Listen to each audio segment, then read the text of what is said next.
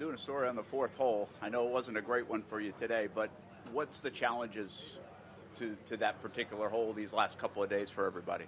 It's just hard to hit the fairway, and if you miss the fairway, it's hard to get it close, and obviously the water is in play.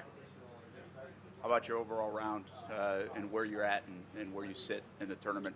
Yeah, obviously in a good spot, but pretty disappointed I didn't finish it off today because I played some really, really good golf, and yeah, it's frustrating with that finish.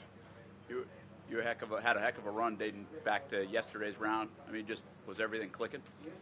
Yeah, I was just hitting it really well, hitting a lot of fairways, hitting a lot of greens, hit a lot of really nice iron shots to close and give myself a lot of looks, and made a couple of nice putts on top of that, so had it going. Sounds like. What do you feel like you've been able to learn this course in these last 3 years here as far as your comfort level with the course and the challenge it presents? Yeah, it's one of the great things about Pete Dye is that he kind of challenges you. There's enough room to hit golf shots between the rough and on the greens, but he makes it very, very visually intimidating. Now that I'm hitting it pretty well again, I can kind of, like for example on 18, I can aim it left and hit it cut off the water, except for,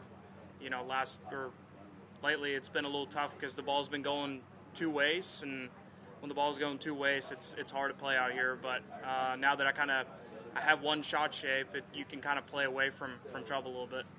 What was your view of what happened in 17? That was a close one. Yeah, it was. Obviously playing 16, the wind was hurting pretty good, and my approach shot ended up short. And when we're standing on 17, the wind is down and off the left, so I just figured I don't even need to hit a full 50 degree, take a little bit off of it, and then the wind kind of switches more left to right and almost into, and I didn't hit the best of shot, but I thought for sure it was going to be on the green, just a little short right, and barely covered, hit the planks, and barely stayed on the green, so it was a little too much drama there. Is there a Pete Dye course at Oklahoma State? Not at Oklahoma State, but I go to Oak Tree National Yes, a lot I'm and go play there. Yeah, it's awesome. Does that kind of familiarity get you adjusted for this kind of golf course? This one's more severe, but it's the same idea. Yeah, I think so. He's just like, Pete Dye was just great at, for example, a lot of par threes at Oak Tree National he'll have like these diagonal greens, and right is right by the water, so you kind of need to take it over the water to get close, and you think left is bailout, but then you hit it left, and it's a really difficult up and down, so it just kind of just really visually intimidates you, tests you. You kind of have to shape shots different directions to get close to certain pin locations, so I think playing out there a lot has helped me. Do you find that even though it may be hard to see from the tee or hard to see from the fairway, there's always a good landing spot for you?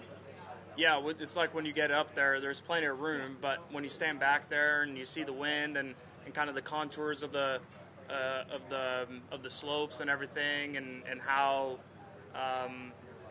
if the fairway's going the opposite direction, kind of like a dog leg, it makes it just play way smaller than the area looks like. So it's just really good design. Does somebody else have one? No, it's not good. Okay. Have you ever met Pete Dye? Did you ever meet Pete Dye? No, I have not. Okay. Thanks, Victor. Appreciate your Thank time. Thank you.